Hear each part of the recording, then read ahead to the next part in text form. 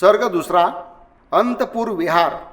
जन्म आणि वार्धक्याचा नाश करणाऱ्या त्या जितेंद्रिय मुलाच्या जन्मापासून दिवसेंदिवस तो राजा पाण्याच्या प्रवाहाने वाढणाऱ्या नदीप्रमाणे संपत्ती, हत्ती, घोडे आणि मित्रांमध्ये वृद्धी प्राप्त करू लागला.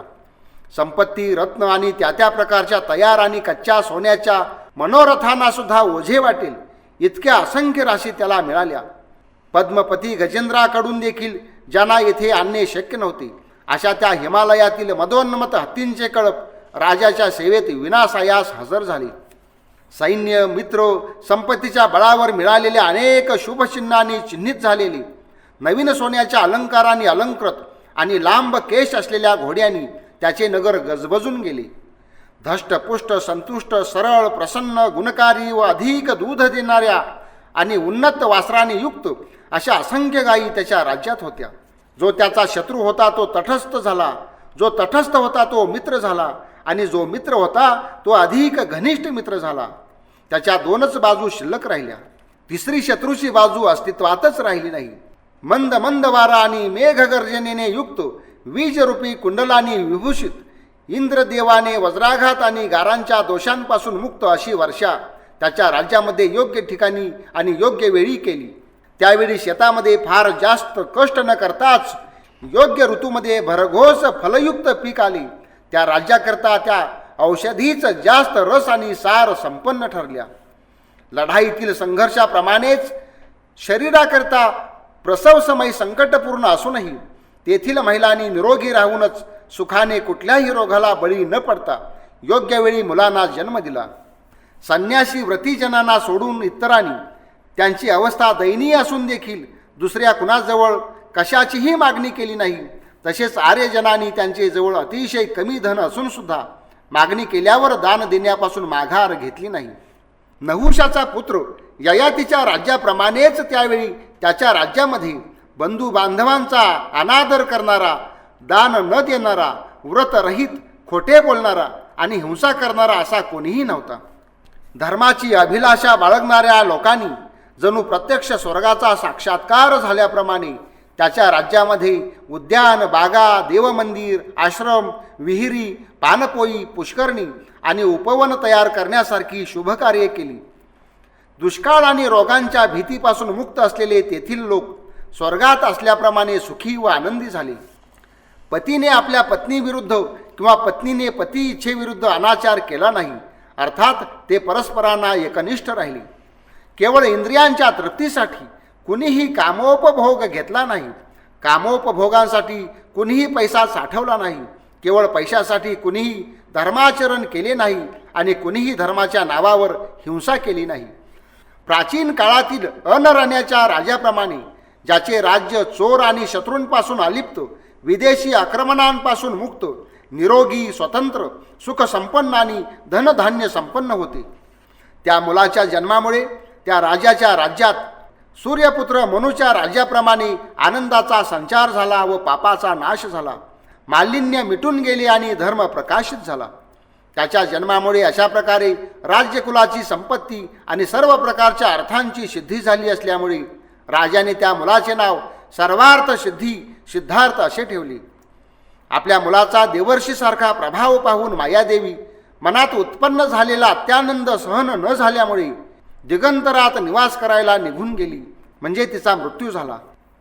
आईप्रमाणे प्रेमळ स्वभाव असलेल्या मावशी महाप्रजापतीने आपल्या पोटच्या पोराप्रमाणे विशेष प्रेमभावाने त्या देवतुल्य बालकाचे पालनपोषण केले.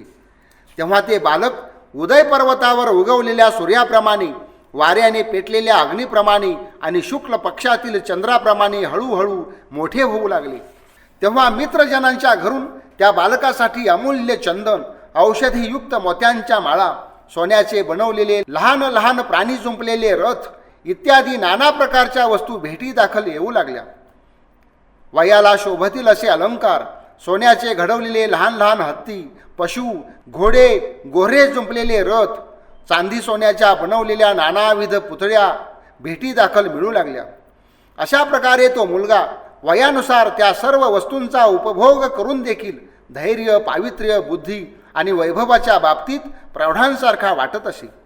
त्याने कौमारावस्था संपवून योग्य वेळी उपनयनादी संस्कारांनी विधीपूर्वक सुसंस्कृत होऊन अनेक वर्षात शिकता येणारी आपल्या कुळाला साजेशी विद्या थोड्या दिवसातच आत्मसात केली. हा मोक्ष प्राप्त करील ही त्याच्याविषयी महर्षी अशितांनी केलेली भविष्यवाणी ऐकून हा वनात जाऊ नये म्हणून राजाने त्याच्या मनात कामोपभोगाबद्दल आसक्ती उत्पन्न केली. तेव्हा स्थिर सदाचार संपन्न कुलीन साध्वी सुशरीरी लज्जा व नम्रता संपन्न आणि विशाल यशस्विनी स्त्रियांमध्ये लक्ष्मीप्रमाणे दिसणारी यशोधरा नावाची कन्या त्या राजकुमारासाठी निवडली. सनतकुमाराप्रमाणे अत्यंत सुंदर आकृतीने चकाकणाऱ्या दैदिप्यमान शरीर असलेल्या त्या राजकुमाराने शाक्य राजा शुद्धधनाच्या वधूबरोबर तसेच रमण केले, जसे इंद्राने शचीबरोबर रमण केले होते. मनाला विचलित करणारे दृश्य कोणत्याही परिस्थितीत त्याला दिसू नये म्हणून तो राजा त्या कुमाराला बाहेर फिरू न देता महालातच विचरण करण्याचा आदेश देत असे. तेव्हा शरदकालीन मेघाप्रमाणे पांढऱ्या शुभ्र जमिनीवर उतरलेल्या स्वर्गीय विमानाप्रमाणे सदोदित सुख देणाऱ्या महालामध्ये स्त्रियांच्या मनोहारी तूर्य विनादी वाद्यांचे नाद विहरू लागले. सोन्याने मढवलेल्या मध्यम आकाराच्या आणि स्त्रियांच्या बोटांनी वाजविला गेलेल्या मधुर आवाज असलेल्या मृदंगध्वनींनी आणि श्रेष्ठ अप्सरांच्या नृत्यांनी तो महाल कैलाश पर्वताप्रमाणे शोभून दिसू लागला. आपल्या गोड बोलण्याने ललित कलांनी मदोन्मत्त हावभावानी क्रीडापूर्ण मधुर हास्यानी अर्धोन्मिलित नयनानी व भुवयांच्या हालचालीनी तरुणींनी त्याला तिथे आनंदित केले. तेव्हा कामकलेमध्ये निपुण रतिक्रीडेमध्ये मजबूत स्त्रियांनी वेढलेले राजकुमार ज्याप्रमाणे पुण्यात्मा स्वर्गातून खाली येत नाही त्याप्रमाणे राजमहालातून खाली उतरले नाहीत. राजा देखील त्याच्याच वृद्धीसाठी त्याच्या भावी भावनेने प्रेरित होऊन शुभामध्ये अत्यानंदित झाला. तो पापापासून विमुक्त झाला. त्याने दमाचा आश्रय घेतला आणि साधूंना धनदान केले. उतावळ्या माणसाप्रमाणे तो कामोपभोग सुखात आसक्त झाला नाही. स्त्रियांबद्दल त्याने आपल्या मनात अयोग्य प्रेम किंवा क्रोध वाढू दिले नाही. चपल घोड्याप्रमाणे असलेल्या इंद्रियांवर त्याने हिमतीने ताबा मिळवला आणि आपल्या गुणांनी बंधू बांधव व नगरवासियांना जिंकून टाकले. दुसऱ्यांना दुःख देण्यासाठी त्याने विद्याशास्त्र हस्तगत केले नाही, तर सुख देण्यासाठी पवित्र ज्ञानाचे अध्ययन केले. आपल्या पोटच्या पोराप्रमाणेच त्याने सर्व प्रजेच्या सुखाची व कल्याणाची अपेक्षा केली. त्याच्या चिरंजीवित्वाच्या अभिलाषेने राजाने ज्याचा अधिपती शुक्र आहे अशा ग्रहचक्राची विधीपूर्वक पूजा केली. विशाल प्रज्वलित अग्नीमध्ये आहुती दिली. तसेच ब्राह्मणांना गायी व सोने दान केले. शारीरिक शुद्धीसाठी तीर्थांमधील पाण्याने तर मानसिक पावित्र्यासाठी गुणरूपी पाण्याने आंघोळ केली. वेदविहित सोमरसाबरोबरच आपोआप उद्भवलेल्या शांतिसुखाचेही प्राशन केले. तो प्रिय वचन बोलत असे, पण यथार्थच बोलत असे, व्यर्थ नाही. तो सत्यवचन बोलला, परंतु अप्रिय सत्य बोलला नाही. स्वतःचे सुद्धा प्रिय असत्य आणि कटुसत्य लाजेने तो सांगू शकला नाही. कार्य करणाऱ्यांचा, मग ते इष्ट केलेले असो की अनिष्ट, त्याने राग किंवा द्वेष केला नाही. राज्य शासनात कल्याणकारक निर्णय घेतलेत, तसेच त्याने न्यायाच्या पावित्र्याला दिले तेवढे महत्त्व यज्ञालाही दिले नाही. आशेने आलेल्या माणसाची तहान त्याने दानरूपी पाण्याने ताबडतोब शमवली आणि द्वेष करणाऱ्याच्या उद्धट अहंकाराचा युद्ध न करताच सदाचाररूपी कुऱ्हाडीने उच्छेद केला. त्याने एका मनाला जिंकले. 7 राज्याचे 7 अंग धातूंचे रक्षण केले. 7 मळांचा परित्याग केला. 5 तत्वांचे संरक्षण केले. त्रिवर्गाची प्राप्ती केली. त्रिवर्गांना समजून घेतले. द्विवर्गांना जाणले आणि द्विवर्गाचा त्याग केला. अपराध्यांना देहांत शासनाची शिक्षा सुनावूनही त्यांना प्राणदंड दिला नाही किंवा क्रोधाने देखील पाहिले नाही. उलट त्यांना हलकी शिक्षा दिली, कारण त्याला सोडून देण्याने सुद्धा अनिती घडली असती. ऋषींच्या कठोर व्रतांचे आचरण केले. चिरकालापासून जोपासलेले वैर सोडून दिले. गुणरूपी सुगंधमय यश मिळवले आणि मनाला काळीमा आणणारी रजोव्रती झटकून टाकली. प्रजेकडून अनुचित कर्म करून घेण्याची इच्छा त्याने धरली नाही. शत्रूने सुद्धा अधर्म व्यक्त करण्याची इच्छा धरली नाही आणि हृदयामध्ये रागही धरला नाही. योगाचरण करणाऱ्या प्राण्याच्या निर्मल शांत चित्ताने इंद्रियसुद्धा त्याला अनुकूल होतात. त्याप्रमाणेच त्या राजाच्या अशा आचरणानुसार त्याच्या नोकर चाकर व नगरवासियांनी तसेच आचरण केले. तेव्हा सुंदर उरोज असलेल्या आणि आपल्या यशरूपी पुत्राला धारण करणाऱ्या यशोधरेपासून शुद्धोधनपुत्र सिद्धार्थला राहूच्या शत्रूप्रमाणे सुख असलेला मुलगा उत्पन्न झाला. त्याचे नाव देखील राहुलच ठेवले. तेव्हा पुत्रप्रिय राजाला आपल्या वंश विस्ताराबद्दल पूर्ण खात्री वाटू लागली आणि त्याला पुत्र जन्माचा झाला होता तसाच आनंद पौत्र जन्मामुळे सुद्धा झाला. माझ्यासारखेच पुत्रविषयक प्रेम माझ्या मुलाला सुद्धा वाटत असेल असा विचार करून त्याला आनंद वाटला. त्या पुत्रप्रियाने जणू स्वर्गारोहण करण्याच्या इच्छेने वेळेवर विधी पूर्ण केली. कृतयुगातील कीर्तिमान श्रेष्ठ राजांच्या जीवनमार्गात राहूनही गृहस्थाश्रम धर्मातील पांढऱ्या वस्त्रांचा त्याग न करता सुद्धा त्याने तपाचरण केले आणि हिंसाविरहित यज्ञांनी पूजा केली. तो पुण्यकर्मा राजश्री आणि तपश्रीने उजळून निघाला. आपल्या श्रेष्ठ अशा कुलाचार आणि बुद्धिमत्तेने प्रदीप्त झाला. जणू सहस्रावधी किरणांनी युक्त सूर्याप्रमाणे तो प्रकाश पसरविण्याची अभिलाषा करीत होता. त्या कायम लक्ष्मी संपन्न राजाने आपल्या पुत्राच्या आयुष्यासाठी स्वयंभूची पूजा केली, जप केला आणि प्राचीन काळामध्ये प्रजेचे सृजन करण्याची इच्छा बाळगणाऱ्या स्रष्ट्याप्रमाणे दुष्कर कर्मे केली. शस्त्रांचा त्याग केला, शास्त्रविषयक विचार विमर्श केला, शमनाचा अंगीकार केला, नियम सहन केलेत, संयतात्म्याप्रमाणे कोणत्याही विषय वासनेचे सेवन केले नाही. पित्याप्रमाणे सर्व विषयांचे अवलोकन केले. त्याने राजाचे पुत्रासाठी, पुत्राचे कुळासाठी, कुळाचे कीर्तीसाठी पालन केले आणि स्वर्गप्राप्तीसाठी कीर्तीची, आपल्यासाठी स्वर्गाची आणि धर्मासाठी आपल्या जीवनाची आकांक्षा बाळगली. आपल्या पुत्राचे तोंड पाहून तरी माझ्या मुलाने वनात मुळीच जाऊ नये अशी प्रार्थना करीत सज्जन लोक ज्याचे पालन करतात आणि जे श्रुतीने सिद्ध झालेले आहे अशा नाना प्रकारच्या धर्माचे त्याने आचरण केले. या पृथ्वीवर आपल्या वैभवाच्या रक्षणाची इच्छा बाळगणारे राजे आपल्या पुत्रांचे रक्षण करतात, परंतु धर्माची अभिलाषा बाळगणाऱ्या या राजाने आपल्या पुत्राला कामोपभोगामध्ये मुक्त सोडून त्याचे धर्माने रक्षण केले. अनुपम स्वभाव असलेले सर्व बोधिसत्व कामोपभोगांचा आस्वाद घेऊन पुत्र प्राप्त झाल्यावर वनगामी झालेत. म्हणून राग द्वेष मोहाला क्षीण करणाऱ्या कर्मांचा संचय झाल्यामुळे कल्याणाचा मूळ हेतू दृढमूल झाल्यावर देखील त्याने बुद्धत्व प्राप्तीच्या पूर्वकाळापर्यंत विषयांचे काही प्रमाणात सेवन केले. श्री अश्वघोष विरचित पूर्व बुद्धचरित्र महाकाव्यातील अंतपुर विहार नावाचा हा द्वितीय सर्ग समाप्त झाला. बंधू आणि भगिनींनो, नमस्कार. माणूस आणि माणसाच्या धारणा म्हणजेच त्याचे विचार असतात. चांगल्या धारणा आणि चांगले विचार असतील तर जीवनही अधिक चांगले होते.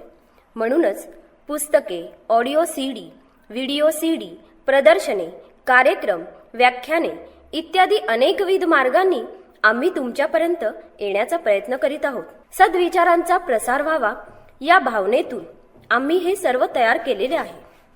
सौ सुनंदा देशमुख संचलित श्री रामकृष्ण प्रकाशन व डॉक्टर अधिक देशमुख संस्थापित जीवन योग तर्फे आम्ही हे सर्व प्रकल्प आपल्याला सादर करीत आहोत. आमच्या ऑडिओ स्वरूपाच्या ग्रंथांमध्ये संस्कृत व मराठी 4 वेदांपासून 108 उपनिषदे, वाल्मिकी रामायण, 12 स्कंदांच्या भागवतासहित सार्थश्री ज्ञानेश्वरी, सार्थश्री तुकाराम महाराज गाथा, अनेक धार्मिक आध्यात्मिक ग्रंथ उपलब्ध करून दिलेले आहेत. त्याचा सर्वांनी अवश्य लाभ घ्यावा. त्याचबरोबर स्वामी विवेकानंदांची व्याख्याने, महात्मा गांधींचे सत्याचे प्रयोग, विनोबाजींचे स्थितप्रज्ञ दर्शन इत्यादी प्रकारचे अनेक ग्रंथ कुठेही ऐकता येतील अशा पद्धतीने ऑडिओमध्ये केलेले आहेत. तसेच आरोग्य प्रकल्पाअंतर्गत अनेक आजारांविषयी त्यांची लक्षणे तपासण्यांपासून ते ॲलोपॅथिक, आयुर्वेद, होमिओपॅथी, नॅचरोपॅथी, वनौषधी, घरगुती उपचारापर्यंत उपचार दिलेले आहेत. या आरोग्यावर पुस्तके, सीडीज जो व्यवस्थित समजून घेईल तो किमान 80% स्वतः डॉक्टर बनेल. शारीरिक आरोग्याबरोबरच मानसिक आरोग्याअंतर्गत अनेक प्रकारच्या भावनिक समस्या, उदाहरणार्थ नैराश्य, भीती, चिंता, टेन्शन इत्यादीपासून व्यक्तिमत्वातील दोष घालविण्यासाठी सीडी तयार केलेल्या आहेत. त्याचबरोबर आंतरिक विकासाच्या आत्मविश्वास, एकाग्रता, स्मरणशक्ती इत्यादी सीडी आहेत. शिवाय शारीरिक व मानसिक कौशल्य वाढविण्यासाठी सुद्धा सीडी उपलब्ध आहेत. त्याचबरोबर वाईट सवयी, व्यसने सोडविण्यासाठीही प्रोग्राम उपलब्ध करून देण्यात आलेला आहे. लैंगिक समस्यांचा देखील विचार करून त्याविषयीचे साहित्य निर्माण केले आहे. सर्वात महत्त्वाचे म्हणजे श्रीमंती व समृद्धीसाठी अनेक सीडी उपलब्ध केलेल्या आहेत. सक्सेसफुल लाईफसाठीही सीडी आहेत. मॅनेजमेंट अँड स्किल्स विकसनासाठीही सीडी आहेत. तसेच समृद्ध जीवनासाठी मानसिक बळ कसे मिळेल अशा अनेक प्रोग्रामिंगच्या सीडी आहेत. तसेच ध्यान व अध्यात्माच्याही सीडी आहेत. तसेच निरक्षर माणसाला सुद्धा सहजपणे इंग्लिश बोलता यावे यासाठी आम्ही इंग्रजी बोलण्यासाठीचा विशेष प्रोग्राम तयार केलेला आहे. आमच्या पुस्तकामध्ये अग्रेसर ठरलेली पुस्तके म्हणजे कोट्याधीश व्हा, मी यशस्वी होणारच, practical mind programming, law of attraction आणि व्यक्तिमत्व विकासाची अशा प्रकारची शेकडो पुस्तके आहेत. कोट्याधीश व्हा या पुस्तकाने आजपर्यंत अनेकांना खरोखर कोट्याधीश बनवले आहे.